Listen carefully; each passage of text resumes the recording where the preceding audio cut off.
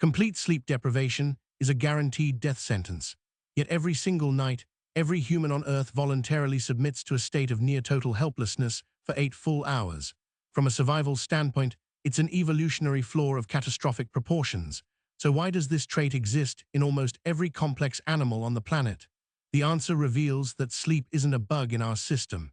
It's the most vital function your brain will perform today. We call this process sleep. To an outside observer, say a panel of alien xenobiologists, it appears as a catastrophic design flaw. A being that must switch itself off for a third of its life, blind and defenseless, should have been erased by natural selection. Yet here we are. The very fact that sleep is universal forces a terrifying question. What nightmare is it protecting us from that's worse than itself? So let's convene that panel. The year is 2049. The first contact protocols are in full effect, and a newly formed Xenobiology Council is reviewing Earth's medical data packet. Their initial assessment is unanimous. Humanity's file contains a glaring, system-wide error. The lead researcher, a being from a species that micronaps for 90 seconds every hour, highlights the anomaly. According to the data, humans do not sleep. They enter a state called unconsciousness, a total systems blackout lasting 6 to 10 hours. Brain activity plummets, sensory input is severed, motor control is entirely inhibited. To the Council, this isn't sleep. It's a coma, a temporary nightly death. And their first conclusion isn't wonder, it's horror. They immediately flag humanity as a species suffering from a planet-wide, degenerative neurological plague. The Council's confusion stems from a fundamental truth they've observed across 4,000 galactic species. Sleep is adaptive. It's efficient. The aquatic Talaxians sleep one brain hemisphere at a time, maintaining constant vigilance. The rock-bound Gron enter a low-power torpor for 3 days, but remain aware of seismic shifts. Even the galaxy's premier intellectuals, the Ethel, who possess 3 brains, cycle rest between them, never fully powering down. True total unconsciousness is a pathology, a sign of brain damage, poisoning, or imminent death. The idea that an intelligent species would not only experience it, but require it for basic function suggests an evolutionary dead end. A flaw so profound, it should have rendered them extinct before inventing the wheel. Back on Earth, of course, we've been trying to solve this same paradox for centuries. The father of sleep research, Dr. Nathaniel Kleitman, opened the world's first dedicated sleep lab at the University of Chicago in 1925. His goal was simple: to document what happens when we surrender to the dark. His experiments, including living for 32 days in Kentucky's Mammoth Cave to remove all natural light cues, provided the first maps of our nightly journey. He identified the rapid eye movement stage, the gateway to dreaming, but he couldn't answer the why. Why must we take this journey at all? The quest for an answer led to some of the most brutal experiments in biological science. In the 1980s, a University of Chicago researcher named Alan Richthofen conducted the definitive and deeply disturbing rat sleep deprivation studies. He placed rats on a disc over a water tank. Their brainwaves were monitored. The moment the rat's brain signals indicated the onset of sleep, the disc would automatically rotate, forcing the rat to walk or fall into the cold water. It was a cruel, relentless vigil.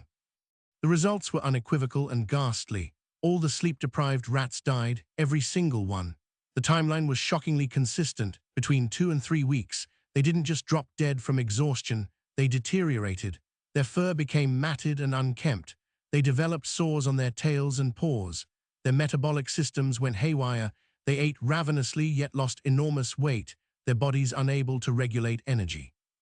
Their body temperatures plummeted, and then, catastrophically, their immune systems completely failed. They were consumed by opportunistic bacteria that normally lived harmlessly on their skin. The cause of death was systemic collapse. The clear conclusion: sleep is not optional. It is more non-negotiable than food. A rat starved of food can live for weeks. A rat starved of sleep lives for days. Human cases, though ethically forbidden to experimentally replicate, confirm the horror. There exists a rare genetic prion disease called fatal familial insomnia. It is exactly what it sounds like. A single misfolded protein attacks the thalamus, the brain's sleep switchboard. Victims completely lose the ability to fall asleep. Over months of unending, agonizing wakefulness, they descend into a living nightmare. hallucinations, paranoia, and dementia set in. Their autonomic nervous systems fail, pulse and blood pressure skyrocket, they sweat profusely. There is no cure. The progression from first symptom to death is, on average, 18 months. The disease provides a gruesome natural experiment, proving that without sleep, the human mind and body unravel in a precise, predictable, and fatal sequence. So the Alien Council's horrific diagnosis was, in a dark way, correct. Total sleep deprivation is a death sentence, but their mistake was in the classification. This isn't a plague humanity caught. It's the core operating system. And by the late 2010s, a new generation of scientists began to look past the question of what happens without sleep to the far more perplexing mystery: what is sleep actively doing? The first clues came from looking not at the brain in failure, but at the brain in success. Enter Dr. Maiken Nedergaard, a Danish neuroscientist working at the University of Rochester. In 2013, her team made a discovery that revolutionized neuroscience. They found a previously unknown plumbing system in the brain, which they dubbed the glymphatic system. Using live imaging on mice, they watched as cerebrospinal fluid, the brain's clear coolant, would dramatically flood the spaces between brain cells, but only during sleep. This deluge acted like a power washer on overdrive, flushing away the metabolic trash that accumulated during the day's thinking. Among this trash was beta-amyloid, the sticky protein that forms the plaques synonymous with Alzheimer's disease. The implication was staggering. Sleep wasn't just passive rest. It was active, essential housekeeping. Every night, your brain gives itself a deep clean. Miss that cleaning, and the toxic byproducts of thought itself begin to accumulate, leading to neurodegeneration. Simultaneously, memory researchers cemented another function. During deep, non-REM sleep, the hippocampus, the brain's temporary notepad, replays the day's events at high speed.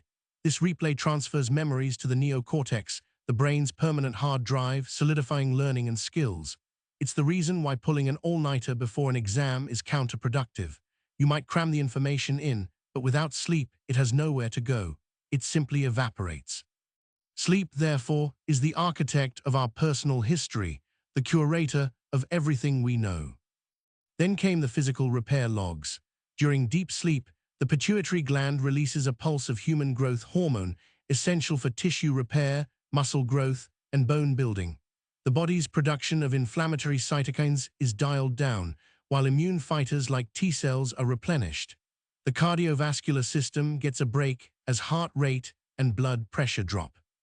From brain cleansing to memory consolidation to bodily restoration, the evidence painted a picture of sleep as the master repair shift, the mandatory, offline maintenance window without which the biological machinery crumbles. But for a small group of theoretical neuroscientists, this answer was still incomplete. It described the asterisk what. It listed the vital services, but it didn't explain the asterisk why. Why must the system be taken asterisk offline? Why must we become helpless? A supercomputer doesn't need to turn off to run a virus scan. A city doesn't require all traffic to stop to collect its garbage. The restorative functions of sleep are profound benefits, but they feel like clever adaptations to a pre-existing condition. They don't feel like the root cause, the fundamental reason. This led to a radical, emerging theory. Perhaps the true purpose of sleep isn't about cleaning or repairing at all. Those are critical outcomes, but the core driver, the non-negotiable requirement, might be something far more abstract and astonishing. It might be about the fundamental physics of thought itself, and the key to proving it lay not in watching brains sleep, but in understanding why they wake up in the first place. A researcher named Keith Hengen at Washington University was working with neural networks, both computer and biological. He and his team noticed something strange about the awake, thinking brain. As it processes information, learns, and makes connections, its neural networks become progressively more chaotic. The connections fire in a hyper-efficient, but increasingly rigid and overloaded pattern. It's like a guitar string being tuned tighter and tighter. By the end of a long day of learning, your brain isn't tired from lack of energy. It's teetering on the edge of a computational cliff. It's losing its ability to be flexible, to adapt, to learn anything new. Hengen proposed a bombshell idea. Sleep resets the brain to criticality. It's a precise, Goldilocks state between rigid order and chaotic randomness, where the brain operates at peak computational efficiency, creativity, and readiness to learn. The buildup of electrical and chemical stress in the brain's synapses throughout the day pushes it away from this sweet spot. Sleep, through its synchronized waves of neural activity, acts like a system reboot. It loosens the overtuned strings, wiping the computational slate clean not by erasing memories, but by restoring the network's innate flexibility. This theory suggests the nightmare sleep protects us from isn't a toxin or a memory deficit. It's intellectual and perceptual collapse. It's the brain seizing up, becoming a rigid, predictable, and ultimately useless machine. Without the nightly reboot, we wouldn't just get sick and die. We would cease to be *us**. Our consciousness, our ability to perceive a novel and surprising world, would flatline. The Alien Council, upon receiving this supplementary data, would have to revise their diagnosis. Humanity doesn't suffer from a plague of unconsciousness. We are bound to a brutal ancient covenant. Every night we willingly die a small death. We surrender all control, all defense, and enter a state of profound vulnerability. The price for admission, the restoration of our very minds, the maintenance of a consciousness complex enough to even ponder the question. But this revelation only deepens the mystery. If sleep is a universal reset button for complex neural networks, why do its expressions vary so wildly across the animal kingdom? Why does a giraffe get 30 minutes while a koala demands 20 hours? To answer that, we have to leave the safety of the lab and venture into the nightmare world that forged this strange bargain. We have to go back to the beginning. The beginning is further back than anyone imagined. To find the origins of sleep, we have to look not at mammals or even vertebrates. We have to look at a creature with no brain, no heart, and no central nervous system whatsoever. In 2017, researchers at the California Institute of Technology published a study on the Cassiopeia jellyfish, a simple, pulsating creature that lives upside down on the seafloor. They observed its behavior day and night.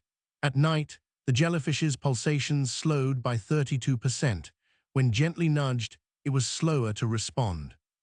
When deprived of this quiet period by having its water pulsed at regular intervals, the next day it showed clear deficits. It failed to respond to stimuli it previously recognized. The Cassiopeia jellyfish, a 540-million-year-old design, sleeps. This discovery was seismic. It proved that sleep did not evolve to serve a complex brain. It predates the brain itself. The fundamental urge to sleep is woven into the most ancient fabric of animal life. So if sleep is older than thought, older than predation, older than complex movement, what primordial problem was it solving? The leading hypothesis points to a crisis of energy. The first multicellular animals were essentially fragile sacks of chemical reactions. The daily cycle of light and dark presented a fundamental problem. Sunlight fueled the algae and plankton they fed on. When the sun vanished, so did their food source. For a primitive organism, continuing to swim, hunt, and metabolize at full speed in the darkness was a catastrophic waste of precious energy it could not replenish until dawn. The first sleep, then, may have been a forced energy-saving mode, a nightly shutdown of non-essential functions to survive the long, hungry night, the ultimate turn it off and on again to conserve battery life. But a funny thing happened on the way to complexity. This simple energy-saving hack became the foundation for one of evolution's greatest leaps. As animals developed nervous systems, those periods of quiet downtime became laboratories for neural reorganization. The brain, freed from the immediate demands of hunting and hiding, could tinker with its own wiring. It could consolidate the day's sensory data, strengthen useful connections, and prune away the noise.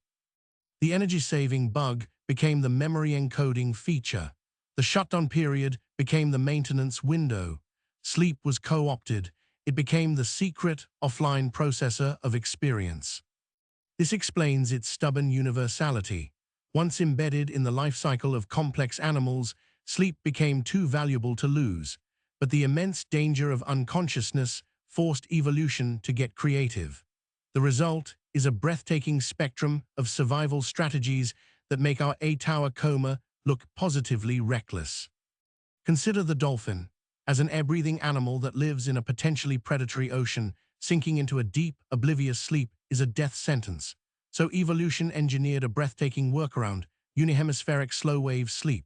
A dolphin sleeps with only one hemisphere of its brain at a time. The other hemisphere remains awake, conscious, and in control. It maintains muscle tone to keep swimming to the surface to breathe. It keeps one eye open, literally, to watch for threats. For roughly 8 hours a day, a dolphin is both asleep and awake. It is in two states of being simultaneously. It's the ultimate shift work written into neurology. Then there's the alpine swift, a bird that can stay in continuous flight for up to 200 days during migration. It eats, drinks, and sleeps on the wing. How? Researchers using miniature brainwave monitors discovered these birds engage in hundreds of microsleeps throughout the day and night. They slip into brief, seconds-long bouts of sleep, often with one hemisphere at a time, while gliding on air currents. They are piecing together a full night's rest in fragments, never fully surrendering to the void because the moment they do, they fall from the sky. The champion of sleep minimalism, however, is the African elephant. It averages a mere 2 hours per day, often taken in several short naps while standing. Why so little? One theory is the sheer caloric cost of its immense body. An elephant must spend 18 hours a day eating up to 300 kilograms of vegetation to fuel itself. There is simply no time for a long rest. Another, more compelling theory is predation pressure or the lack thereof. As the largest land animal, an adult elephant has few natural predators.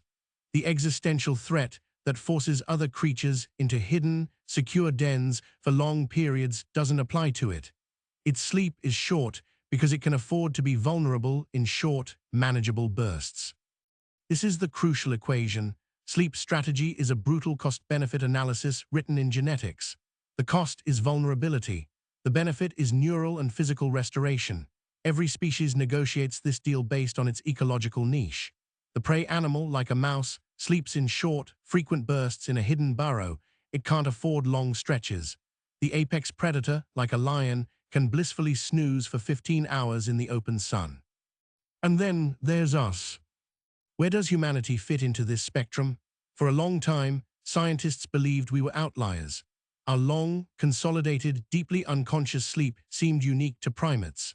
But a groundbreaking study published in 2021, which recorded the sleep patterns of hunter-gatherer tribes like the Hadza of Tanzania and the San of Namibia, revealed a shocking truth.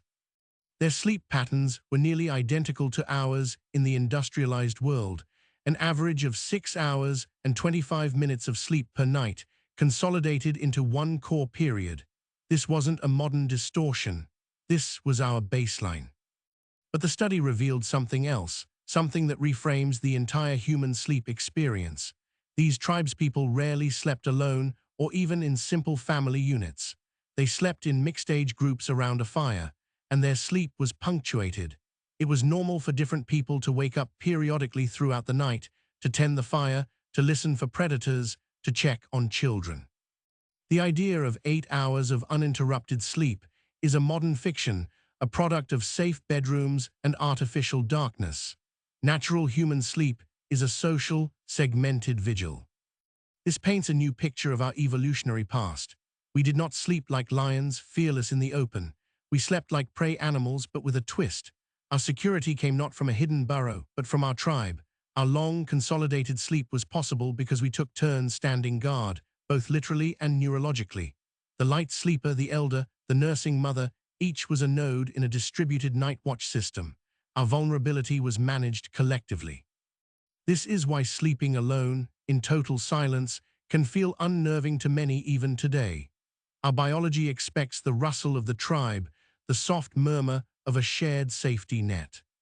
This collective security allowed us to dive deeper into the restorative abyss than perhaps any other creature. It allowed our brains to maximize that essential cleanout, that neural reset. It supercharged the cognitive benefits. In essence, our social nature brought us the luxury of deeper unconsciousness, which in turn forged more complex brains, which required even deeper sleep, a powerful feedback loop that may have catapulted our intelligence. But this evolutionary trade-off came with a hidden clause, a genetic fine print we are only now beginning to read. The deal was this: you get the profound cognitive benefits of deep, glymphatic cleansing and memory consolidation. In return, you must accept a rigid, inflexible sleep schedule tied to the planetary light-dark cycle. You must sleep at night for a long period. Your biology is not built for the dolphin's shift work or the swift's micronaps. Your complex, energy-hungry brain requires that sustained, offline maintenance window. Break this contract, and the system fails catastrophically. This is the pivot. For 99.9% of human history, this contract was enforced by nature. The sun set, the world went dark and dangerous, and we huddled together and slept. But then, a mere heartbeat ago in evolutionary time, we broke the contract. We invented the light bulb. The story of human sleep fractured into two eras, before Edison and after. Artificial light extended the day, pushing back the night. It severed the fundamental link between our biology and the solar cycle. Then came shift work, then transcontinental travel, then the 24/7 global economy, and finally, the blue glow of the smartphone, a portable sun we hold in our hands, beaming directly into our retinas at the precise time our biology expects darkness. We are now living through a planet-wide, unconsented experiment in chronic sleep restriction, and the results of breaking that ancient contract are not just morning grogginess. They are a cascade of systemic failures that mirror the fatal insomnia of those lab rats, just slowed down and spread across a lifetime.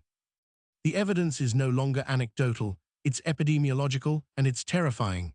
Let's start with the brain. Consistent sleep deprivation shrinks the prefrontal cortex, the region responsible for executive function, decision-making, and impulse control. It impairs the hippocampus, the memory center, as effectively as a blow to the head. It accelerates the buildup of beta-amyloid plaque, the hallmark of Alzheimer's disease. Long-term studies show that sleeping less than 6 hours a night in middle age is associated with a 30% increased risk of dementia. Move to the body. Disrupted sleep wreaks havoc on metabolic hormones. It increases ghrelin, the hunger hormone, and decreases leptin, the satiety hormone. This isn't just about willpower. A sleep-deprived brain is chemically primed to crave high-calorie, high-carbohydrate junk food. It's no coincidence that the rise of the obesity epidemic curves in near-perfect parallel with the decline in sleep duration. Furthermore, poor sleep induces a state of chronic, low-grade inflammation and impairs glucose metabolism, laying the direct groundwork for type 2 diabetes. Then there's the cardiovascular system. During deep sleep, your heart rate and blood pressure drop, giving your circulatory system a rest. Chronic sleep deprivation means your heart is under constant, elevated strain. The data is stark. Getting less than 6 hours of sleep per night is associated with a 48% increased risk of developing or dying from coronary heart disease and a 15% increased risk of stroke. The immune system, which is replenished during sleep, becomes a shadow of itself. A landmark study found that people who slept less than 7 hours were nearly 3 times more likely to catch a cold than those who slept 8 hours or more. Long-term, poor sleep is linked to impaired immune response to vaccines and higher rates of certain cancers. We have taken the master repair shift for our most complex organ and our entire body, and we have systematically cancelled it. And we are paying the bill in neurodegeneration, metabolic collapse, and cardiovascular disease. The Alien Council's initial horror was misplaced in time. They looked at our baseline state and saw a pathology. The real pathology isn't sleep, it's what we've done to it. But the most disturbing consequences may not be physical. They may be perceptual and social. Remember the criticality theory, that sleep resets the brain's computational flexibility. What happens when that reset is incomplete night after night?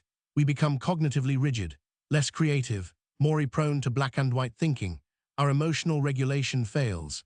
The amygdala, the brain's fear center, becomes hyperreactive, while its connection to the rational prefrontal cortex weakens. We become more anxious, more prone to anger, more sensitive to perceived threats. Now scale that up from an individual to an entire society. What do you get? A population operating with impaired empathy, shortened fuses, and a degraded capacity for nuanced problem-solving. This isn't just a health crisis. It's a cognitive and social crisis. We are quite literally losing our minds and our collective ability to think our way out of complex problems because we are starving the very process that maintains the mind. So we arrive at a modern paradox more bizarre than any alien assessment. we have more knowledge about the life-or-death importance of sleep than any generation in history. We can measure it, track it, and describe its molecular mechanisms in exquisite detail. And yet, culturally, we venerate the reverse. We wear sleep deprivation as a badge of honor, a symbol of productivity and toughness. "I'll sleep when I'm dead" isn't just a saying, it's a pervasive, suicidal ideology. The tension is now unbearable. We are a species with the consciousness to understand our fundamental biological commandment and the technology to defy it. We are in a state of open rebellion against our own design, and the rebellion is failing. Our bodies and minds are waving the white flag of systemic breakdown. But what if the rebellion could succeed? What if we could hack the contract? This is not science fiction. In labs right now, scientists are not just studying sleep, they are trying to engineer it. They are searching for a shortcut, a way to seize the benefits of sleep without the time cost, without the vulnerability. They are trying to cheat evolution. And the first breakthroughs are already here, opening a door to a future more radical and perhaps more terrifying than a simple good night's rest. The quest to cheat sleep didn't start in a lab. It started on a battlefield. In the late 1990s, the United States Defense Advanced Research Projects Agency, DARPA, launched a program with a deceptively simple goal: create a soldier who could fight effectively for up to 7 days without sleep. The military imperative was clear. In the fog of war, the side that can outlast the other, that can maintain cognitive sharpness and decision-making while the enemy crumbles into exhaustion, holds a decisive edge. This was the dawn of the pharmacological arms race against sleep. The first generation of Go pills were amphetamine-based, keeping pilots awake and alert during long-range bombing missions. They worked, but at a terrible cost: addiction, psychosis, and a crash that mimicked the worst effects of sleep deprivation itself. The next generation aimed for precision.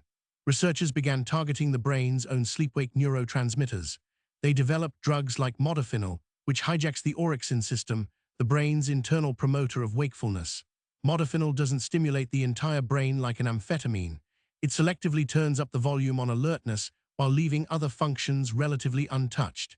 In clinical settings, it allowed subjects to stay awake for 40 hours with minimal cognitive decline.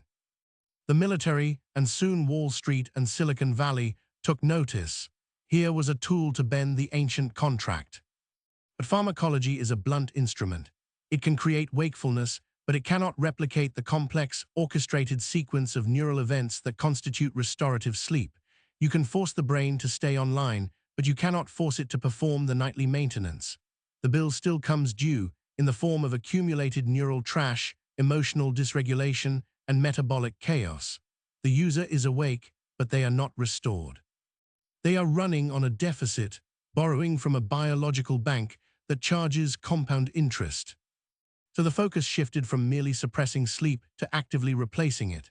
If we can't avoid the maintenance window, could we make it hyper-efficient? This is the realm of brain stimulation.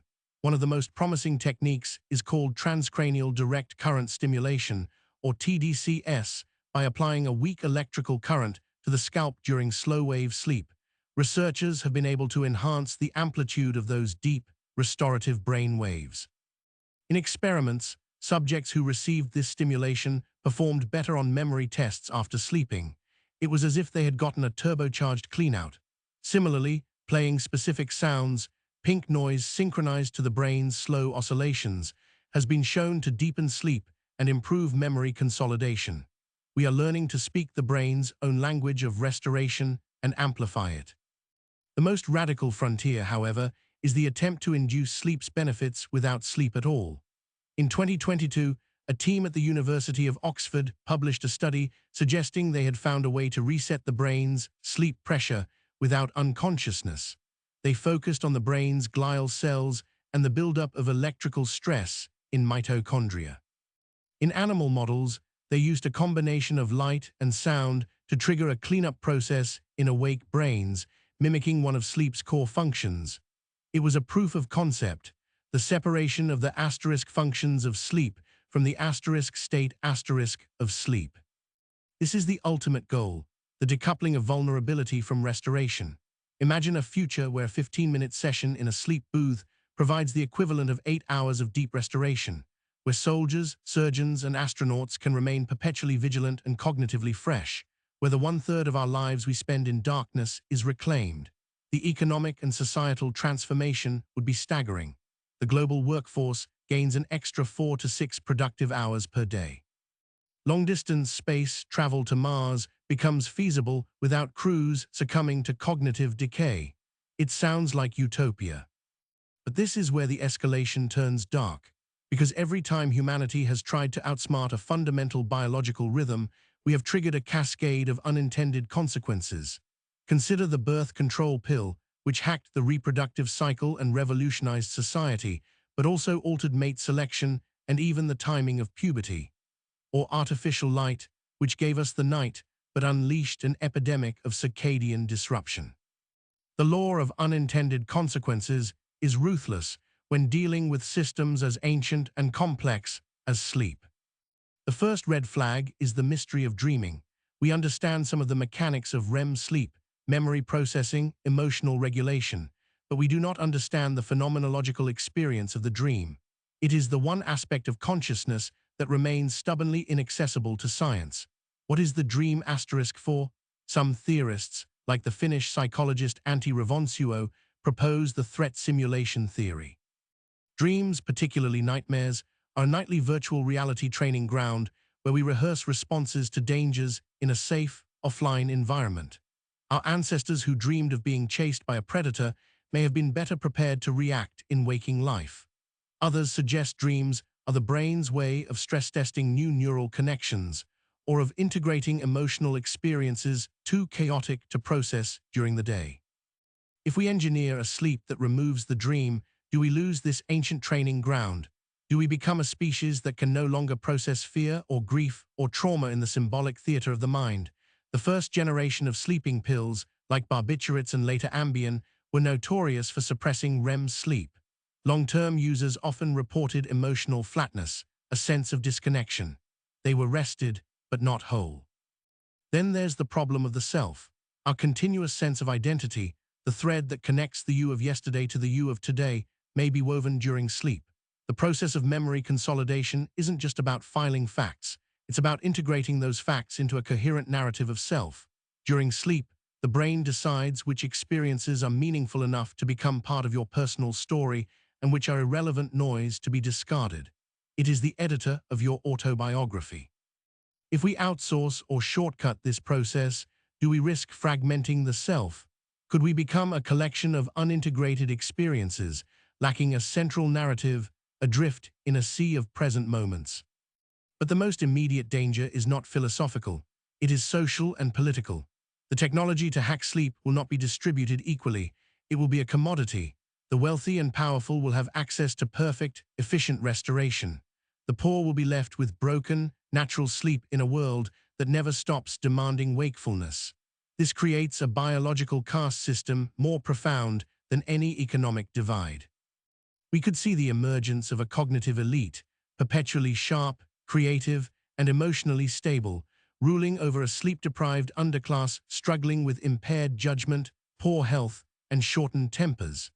The societal contract phrase when we no longer share the same fundamental biological experience. And who controls the switch? In a world where a government or corporation can induce or prevent sleep with a targeted frequency or aerosolized compound, sleep becomes a tool of control. A population that cannot sleep is a population in a state of perpetual panic and suggestibility. A population that is put to sleep is a population that is pacified. The ultimate vulnerability of sleep, once shared by all, becomes a vector for the ultimate power. We are standing at the threshold of a choice. One path leads to a future where we have solved sleep, trading a third of our lives for productivity, but risking the loss of something intangible at the core of our humanity. The other path requires a radical reconciliation, a return to respecting the ancient contract, redesigning our world to align with our biology instead of forcing our biology to conform to a broken world. But to make that choice, we must answer the final, most profound question, one that goes beyond health, beyond cognition, beyond society. We've asked what sleep does, we've asked how we can hack it, but we have yet to ask the most terrifying question of all, the one the alien xenobiologists would have posed from the very beginning. In a universe of endless, silent waking, what is the evolutionary purpose of a being that must, regularly and without fail, cease to be? The answer may not lie in our biology, but in the very nature of reality itself. Let's return to the panel. Let's answer their question. Why do you do this? Why does your species and nearly every other complex being submit to this nightly surrender? The answer is not a single function, but a layered reality. At its most ancient mechanical core, sleep is a mandatory energy management strategy, a legacy from a time when the night was a famine. It is the required shutdown of a system too expensive to run continuously. On that foundation, evolution built a masterpiece of maintenance. Sleep became the brain's janitor, its archivist, its systems administrator, and its electrician, all working the night shift. It clears the metabolic waste of thought. It transfers the day's lessons from short-term storage to long-term memory. It resets the neural network to a state of flexible, optimal function. It repairs the body, reboots the immune system, and recalibrates the hormonal orchestra that governs your health. For humans specifically, our long, deep, consolidated sleep is both a cost and a triumph. The cost is profound vulnerability, a risk our ancestors mitigated through the ultimate social technology, the tribe. The triumph is the cognitive firepower it purchased. That deep clean, that sustained reset, allowed for the neural complexity that birthed language, culture, and self-awareness. Our sleep is the shadow cast by our consciousness. The brighter the consciousness, the deeper and more demanding the shadow. But this is still a description of mechanics. It explains the how asterisk, not the ultimate asterisk why. To approach that, we have to shift our perspective from biology to philosophy and from the individual to the universe. Consider this: consciousness is the universe's way of knowing itself. Through our senses and our minds, the cosmos experiences its own existence. But a system that is always on, always perceiving, always processing, risks becoming a closed loop. It can only react to the data it has. It becomes predictable, stagnant. It loses the ability to surprise itself, to create, to imagine what is not directly in front of it. Sleep, in this radical view, is not a bug in the system of consciousness. It is a feature. It is the Chinese letter, Chinese letter, Chinese letter, Chinese letter, the necessary disconnection from the relentless stream of sensory input. It is the system going offline to process, to integrate, to dream. In the darkness of closed eyes, the brain is not passive. It is generating its own reality. It is stress-testing scenarios, weaving narratives from fragments, and exploring emotional landscapes untethered from immediate survival. This is where creativity is born. This is where the mind solves problems that stump the waking self. The dream is the playground of possibility. The alien xenobiologists, coming from species that never fully disconnect, might possess consciousness, but of a different kind. Perhaps a continuous, unbroken consciousness is a shallower stream, efficient, alert, but lacking the profound depth, the creative chaos, the generative madness that comes from regularly stepping through the looking glass. Their horror at our nightly death might be matched by our pity for their endless, unbroken day. They may never know the surreal leap of a dream, the morning insight that arrives from nowhere, the cathartic terror of a nightmare that leaves you grateful to be alive. This leads us to the final, surprising detail. In 2024, a team of physicists and neuroscientists from the University of Michigan and the University of Turin published a theoretical paper that dared to connect sleep to the most fundamental laws of the universe. They applied the mathematics of thermodynamics, specifically the second law, which states that entropy or disorder always increases to neural networks. Their model suggested that waking consciousness is a process of imposing order on perception, which is inherently entropic work. This work creates a buildup of informational entropy in the brain. Sleep, particularly the slow, synchronized waves of deep sleep, acts as a thermodynamic reset. It dissipates that accumulated disorder, allowing the brain to return to a state of low entropy, ready for another day of ordering the chaos of experience. In this model, sleep is not just biologically necessary. It is thermodynamically inevitable for any complex, information processing system that operates far from equilibrium. It is as fundamental as a heat engine needing to cool down. If their theory holds, then any intelligent being in the universe, built from any biochemistry, will have evolved a version of this reset. The form may be different, a jellyfish's slowdown, a dolphin's hemispheric shift, but the underlying driver is a universal law. The aliens on the council, therefore, must sleep in some way.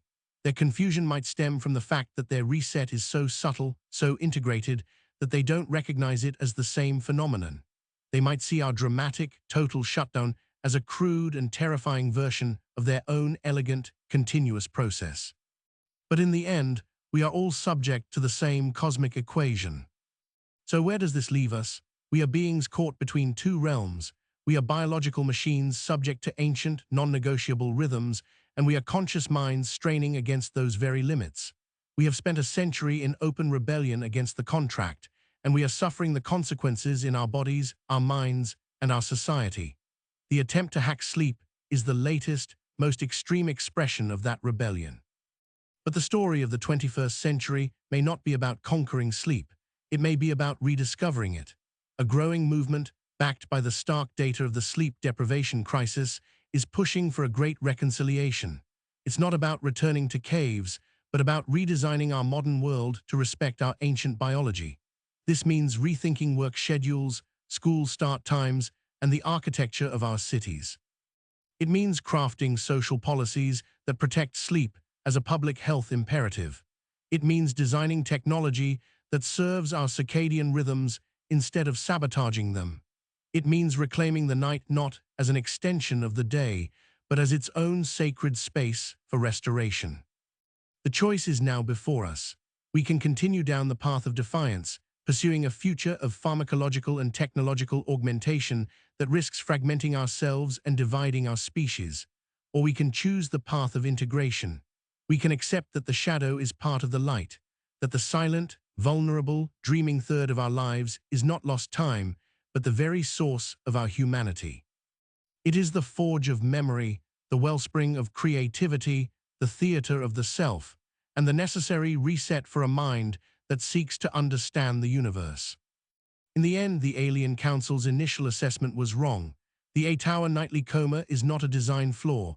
It is the signature feature of a consciousness complex enough to wonder why it exists.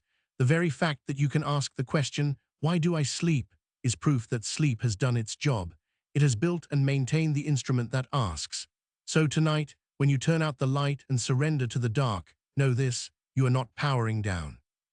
You are initiating the most vital, the most creative, and the most universal process your brain will ever perform. You are not ceasing to be. You are becoming, once again, yourself. So the next time you look up at the stars and wonder if anyone is looking back, consider this: they might be asleep. Our exploration of this nightly mystery reveals a profound truth. The line between a biological imperative and a philosophical necessity is blurrier than we ever imagined. We are not machines that break without maintenance. We are dynamic patterns of information and energy, bound by the same thermodynamic laws that govern stars and galaxies, requiring regular dissolution and reformation.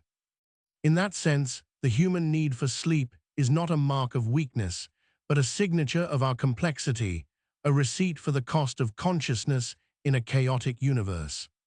The alien panel's initial horror, then, transforms from a diagnosis of disease to a recognition of a shared cosmic condition. Their confusion was a failure of translation. They saw the symptom, the total system's blackout, without understanding the sublime process it enables. Perhaps, in their continuous wakefulness, they have found other ways to reset, to dream, to create.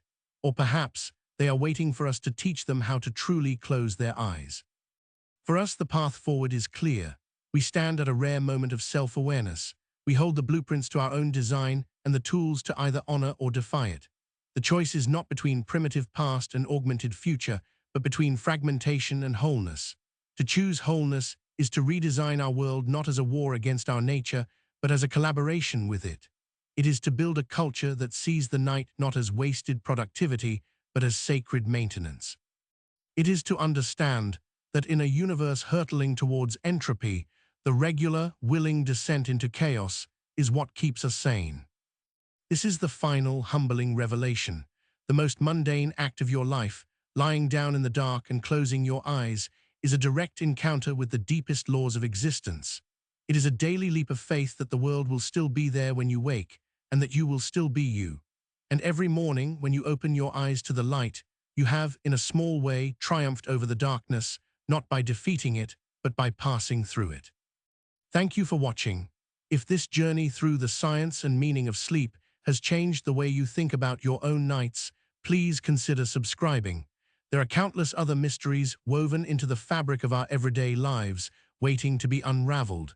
Until next time, sleep well and dream deeply.